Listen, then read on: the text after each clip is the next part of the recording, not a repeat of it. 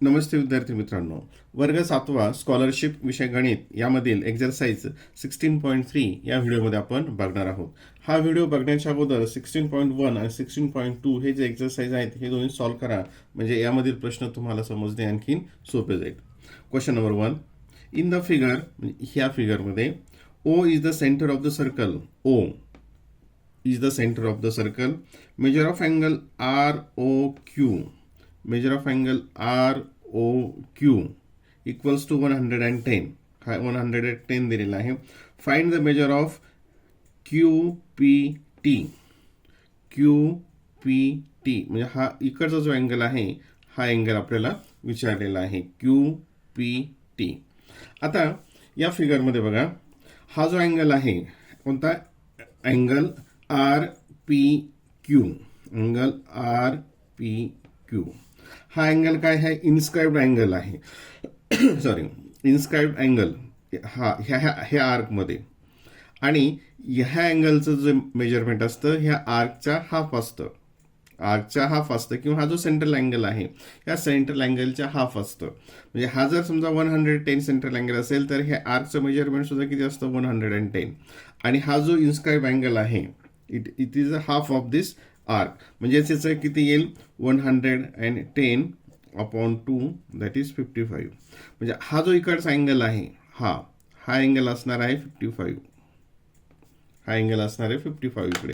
आणि हा अँगल, पेनाच्या पॉईंटकडे लक्ष द्या, हा अँगल आणि हा अँगल हे दोन्ही अँगल काय आहेत? लिनियर पेअरमध्ये आहेत. हे दोन्ही अँगल लिनियर पेअरमध्ये आहेत.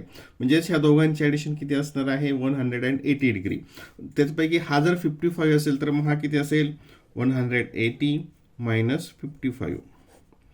5 इथे 2 आणि हा 1. 125. म्हणजे हा इकडचा अँगल किती असणार आहे? QPT 125. Option number 4. Option number 4. Observe the given figure and find the odd term. Odd term कोणती आहे ती ओळखायची आहे.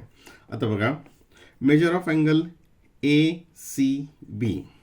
आता पेनाच्या पॉईंटकडे लक्ष असू द्या. हा जो आहे ACB म्हणजे हा इन्स्क्राइब्ड अँगल आहे, आणि त्याची इंटरसेप्टेड आर्क कोणती आहे? ही इथं मी जी मार्क करतोय बघा, याला इथं आपण एखादा पॉईंट घेतला, X घेतला, तर याची इंटरसेप्टेड आर्क ह्या इन्स्क्राइब्ड अँगलची ACB, हा ACB कोणती आहे? AXB. ठीक आहे.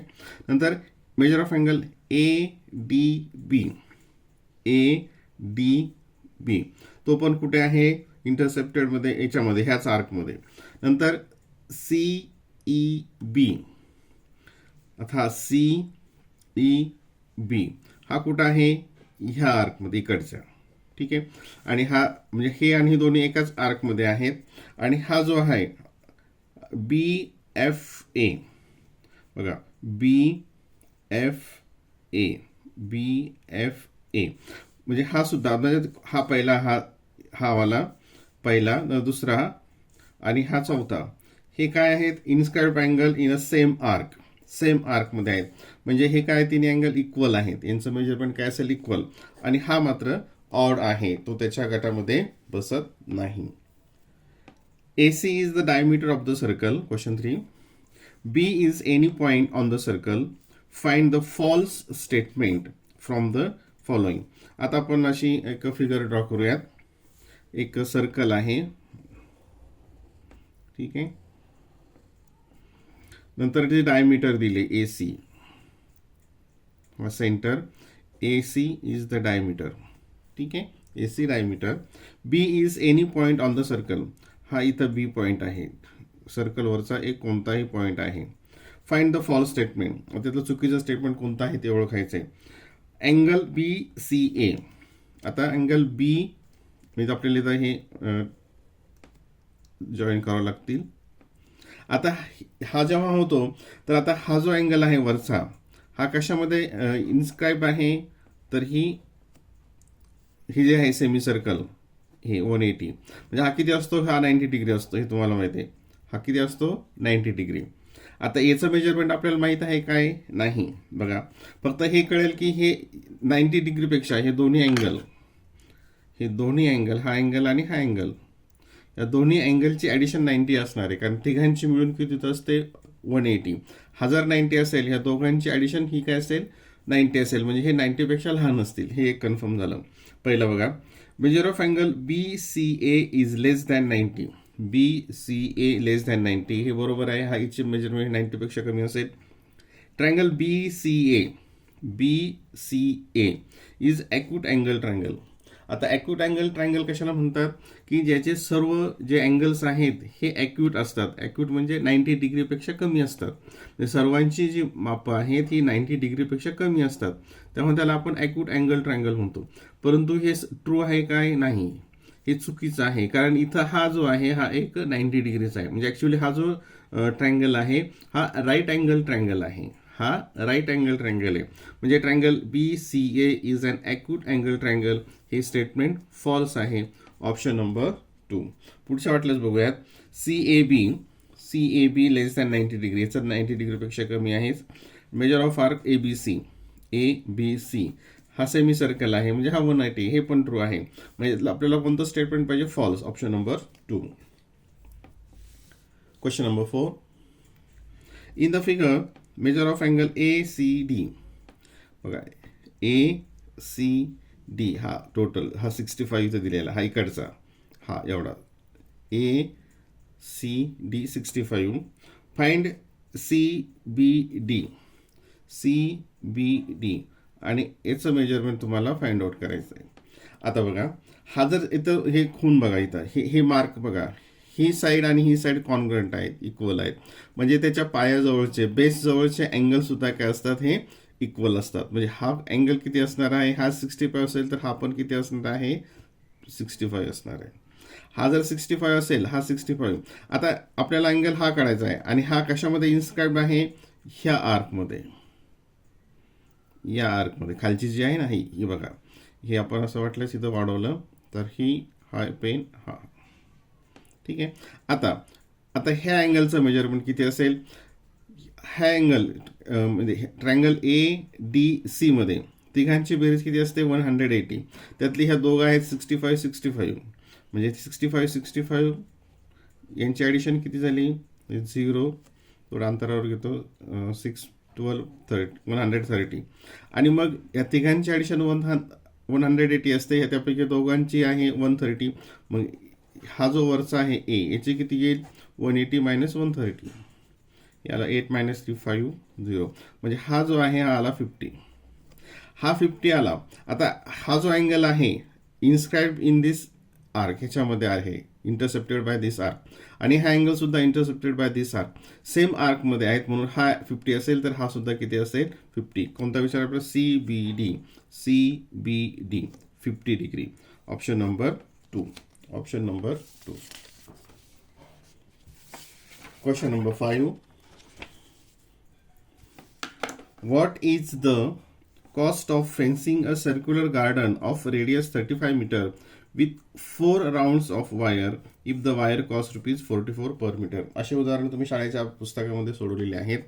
म्हणजेच काय येतं परत बघूयात. हे एक सर्क्युलर गार्डन आहे, ठीक आहे, आणि याची रेडियस आहे 35 मीटर आहे, आणि याला फेन्सिंग करायचं आहे, कुंपण घालायचं आहे.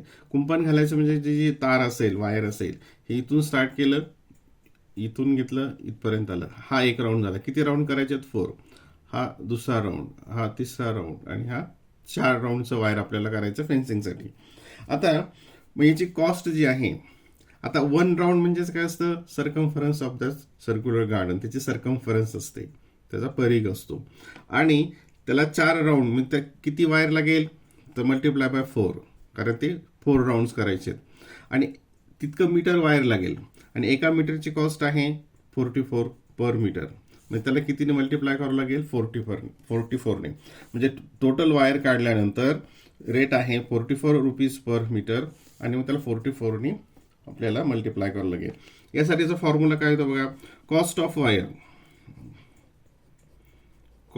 वायर हा लक्षात ठेवा. त्याच्यामध्ये काय असतं, सर्कम्फरन्स इंटू टोटल राऊंड, याचे राऊंड किती आहेत, त्याला किती राऊंड वायर पाहिजे फेन्सिंगसाठी, आणि त्याची cost per metre, cost per metre काय आहे ते, यांचं मल्टिप्लिकेशन. आता सरकमफरन्सचा फॉर्म्युला आहे 2πr इंटू किती राऊंड्स घ्यायचे ते 4 rounds into cost per metre किती आहे 44, कॉस्ट पर मीटर 44. आता हे इथं व्हॅल्यूज टाकले आणि याचं फक्त आता इथं आपल्याला कॅल्क्युलेशन्स करायचे. 22/7 आर आहे 35 रेडियस इंटू 4 इंटू 44. ठीक आहे. आता 7 1 7, 7 5 35. आता या ठिकाणी हा मल्टिप्लिकेशन तिघांचा बघा. 5 इंटू 2 10, 5 इंटू 2 10 आणि 10 इंटू 22 म्हणजे काय येईल ते 220, 220 आणि 4 इंटू 44, 4 आणि 44चं मल्टिप्लिकेशन 4 4 6, 4 4 6 प्लस 7 220 इंटू 176. आता हे कशामुळे घेतलं इथं आपण, हे 0 येतं म्हणून, आणि 22चा टेबल तुम्हाला पाठ असतो त्यामुळे हे तुम्हाला ओरली उदाहरण सोडवता येतं, हे ओरली उदाहरण सोडवता येतं. आणि याचा मल्टिप्लिकेशन येतो 38,720, 38,720. Option number 1, option number 1. Question number 6. The ratio of the measure of opposite angles of a cyclic quadrilateral is 2:3. Which of the following will be the measure of those angles? आता cyclic quadrilateral बघा, इथे मागच्या एक्झरसाइजमध्ये सुद्धा cyclic क्वाड्रिलॅटरची उदाहरण आपण अभ्यासलेली आहेत. हा जो असतो म्हणजे जे चारही व्हर्टेक्स हे कशावर असतात, सर्कलवर असतात, त्याला आपण सायक्लिक क्वाड्रिलॅटरल असं म्हणतो, म्हणजे हा क्वाड्रिलॅटरल. ठीक आहे.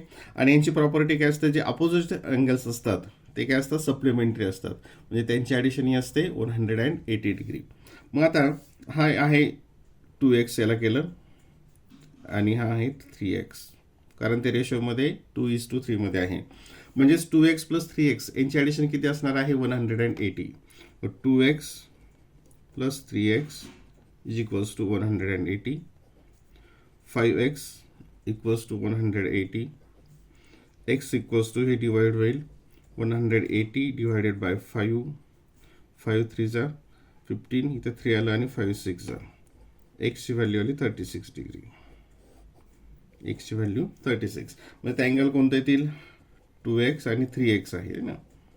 x ची व्हॅल्यू तिथं ठेवली 36, इथं 36 ठेवलं आणि इथं पण 36 ठेवला, हे आलं 72 आणि 3 6 18 आणि 3 3 9 प्लस 1 10, 108. म्हणजे 72 अँड 108, 72 अँड 108 ते अँगल असतील. Option number 2, option number 2. Question number 7. The sides of a right angle triangle forming right angle are 5 cm and 12 cm respectively. Find the radius of the circumcircle of the triangle. आता इथे नवीन शब्द आले, सर्कमसर्कल हा आहे. आता सर्कमसर्कल कशाला म्हणायचं ते आपण बघूयात अगोदर. पहिल्यांदा राईट अँगल ट्रायंगल, म्हणजे हा एक राईट अँगल ट्रायंगल आहे बघा, हा राईट अँगल ट्रायंगल, हा, आणि त्याच्या साईड्स आहे 5 आणि 12, 5 आणि 12. आणि काय विचारलंय रेडियस. आता सर्कमसर्कल म्हणजे काय, असा सर्कल की ह्या ट्रायंगलचे जे व्हर्टेक्स आहेत, हे जे पॉईंट्स आहेत ट्रायंगलचे, हे पॉईंट्स त्या सर्कलवर आले पाहिजेत, त्या सर्कलवर आले पाहिजेत. म्हणजे तो सर्कल आता इथं काढता येणार नाही एक्झॅक्ट, त्याला कॉम्पॉस आणि सगळं साहित्य लागतं प्रॉपरली काढण्यासाठी. म्हणजे तो सर्कल हा असा असेल, तो सर्कल हा असेल, म्हणजे हा सर्कल, आणखी थोडेसे वेगळे फिगर काढूयात. हा सर्कल, हा, हां, अगोदर सर्कल काढलं तर ते थोडंसं व्यवस्थित येतं. म्हणजे हा असतो सर्कमसर्कल. ठीक आहे. आणि काय विचारलंय रेडियस ऑफ द सर्कल. आता राईट अँगल ट्रायंगलचा जो सर्कमसर्कल असतो याची जी हायपोटेनिस असते ही हायपोटेनिसच डायमीटर असते. आता थोडंसं इकडं डायमीटर सारखं वाटत नाही, परंतु ही डायमीटर आहे, इथं इथं मात्र जाणवतं दिसतंय ही डायमीटर आहे. आता ह्या तर 5 असेल, हा 12 असेल, मग बाय पायथागोरस थेरमनुसार, पायथागोरस ट्रिपलेटनुसार काय आहे ट्रिपलेट 5, 12 आणि 13.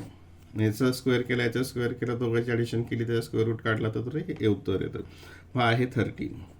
मग हा जर 13 असेल आणि ह्याची जी हायपोटेनिस असते राईट अँगल ट्रायंगलची, सर्कलमध्ये जो राईट अँगल ट्रायंगल असेल त्याची हायपोटेनियसची डायमीटर असते. म्हणजे ही टोटल डायमीटर किती असणार आहे 13 सेंटीमीटर. म्हणजेच त्याची रेडियस किती असेल 13 divided by 2, that is 6.5 centimetre. 6.5.